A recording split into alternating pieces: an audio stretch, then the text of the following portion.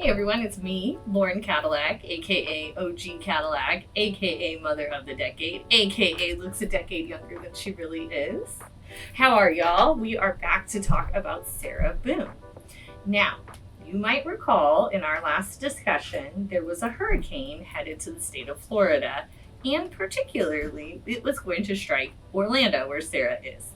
So the judge had extended the trial an additional 7 days. And y'all, it surprises the hell out of me to learn that a few days after a whole ass hurricane, at least 50 people showed up to jury duty this morning. At least 50 people showed up to Sarah's jury selection this morning. So I'm very impressed by those Americans. Thank you all. Certainly myself, I don't know if I don't know. I guess it would depend on how bad the damage was to my home. I heard Floridians are like OG dogs, though, when it comes to hurricanes. They don't even care. My friend from Florida, she's like, hurricane schmurricane, you know. So maybe that's the attitude we're seeing with the jurors showing up, which is fantastic. So thank you, jurors. I've been watching, at this point, they are in fact beginning the trial, but the beginning of the trial is a voir dire of potential jurors, and that's the choosing of the potential jurors, okay? Then you get into the trial stuff. Well, the juror choosing stuff is really private. Jurors' identities are held private in the United States. We take that very seriously. So there are people live tweeting from inside the courtroom with updates, but there's no cameras or any action like that today. They are saying that it's going to take a couple days to choose the jury, but I don't see that at all. They're at lunch right now.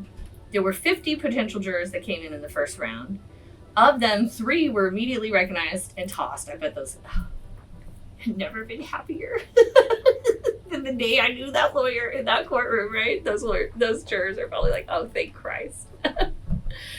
And so the news over here on Twitter is telling us that 15 of the first 50 made it past the hardship round. So first they walk in, and they say, do any of you recognize any of the lawyers or the defendant or the judge? And so it turns out 3 of those people stood up, was like, yeah, that's my homie or whatever, right? So those people are immediately stricken. It doesn't go against how many you get. Like each of us get a certain number of strikes against jurors for cause and without cause. And that depends on your state and the number of jurors in the jury box. So for her, she's going to have a 12-member jury. So first, the 3, hey, we actually know you. Okay, gotta go. Then the next 35 were weeded out for causes, for cause on stipulation. So this didn't count to any of the strikes either. This is, everyone agrees. I had a jury trial one time. One of the potential jurors came in and said, you know, he said, I'm here, obviously, and I will do what I'm required to do, but my wife is terminally ill, and I'm her only caregiver. And no one thought twice, go home, take care of your wife, period. That didn't count towards our strikes, and it was just a stipulation. Everyone agreed, you know, you are needed somewhere else, don't be in this courtroom. So, in Sarah's case, we have 15 remain after 35 were struck on the stipulation. Some examples of the stipulation were full-time students, which here in Texas, you just check a little box that says you're a full-time student. You don't even have to show up, but whatever. Florida is not Texas. Then one of them already had definitely vacation already paid for, and that would be so unjust to have to cancel your vacation for jury duty. Then you have someone who needed health, you know, had health reasons they couldn't, kind of like the example I gave you, the wife was sick. And another one in Sarah's case had childcare issues. So just like the man I said who was a potential juror, his wife was sick and he's her full-time caregiver. If we had a potential juror come in that has, you know, a toddler or this, and they can only do this and that. Now, in that same jury where I was choosing the jury, a woman who you couldn't even tell she was pregnant came up and was like, oh, it's a hardship, I'm pregnant. Unfortunately for her, both the judge and I had been pregnant before, and both the judge and I had worked through said pregnancies, so you had no freaking sympathy there, lady. And she was only like 20 weeks. We couldn't even tell. She could still go to California and have that pregnancy ended legally. So no, you're not.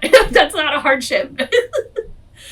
If she had the type of pregnancy that her doctor says she can't get out of bed, that is a different story.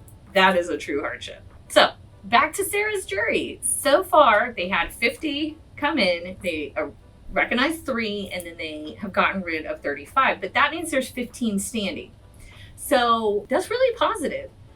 They could end up with those 15, but my guess is they're going to have some strikes. So my guess is what's going to happen, they got those 15 left. Then after lunch, they're going to do another 50, right? And maybe get rid of another 35.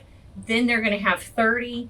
Maybe they'll pull those 30 in together and then start doing the questions and strikes. To me, 30 to 40 is enough to choose a jury. I've been able to do that. Usually the first 20 are getting screwed.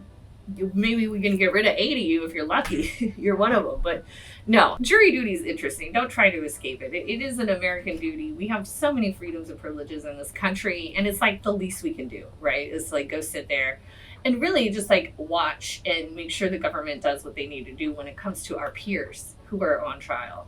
So my guess is she has the 15, then they will go through and narrow it to another 15, and then that 30 will come in and they'll do the strikes. And if they don't hit the 12, or maybe they're doing 15 if they're doing subs, which I doubt because it's only a 3-week trial.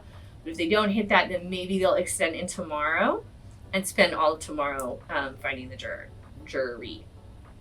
Maybe. I'm guessing we should have opening arguments by Wednesday when I release this video. We should all hopefully be watching opening statements. We don't argue, we argue at closing. The opening statements, hopefully are Wednesday, and when this video is released, we're all watching those. You can guarantee that next week, after the opening statements are said, I will have a video. We'll go through the opening statements. I'll critique them. I'll tell you where objections should have been made, and I'll give you my opinion on how they went down. All right, so unfortunately, it's not like the longest update here. It's not tons of news with Sarah. She is in court. She did choose her own outfit. No, her hair and makeup were not done professionally. The jury is there. 15 are moving forward to like the next round, and we shall see. Hopefully by Wednesday, we'll get those opening statements, and definitely by next week, we'll have another video about it.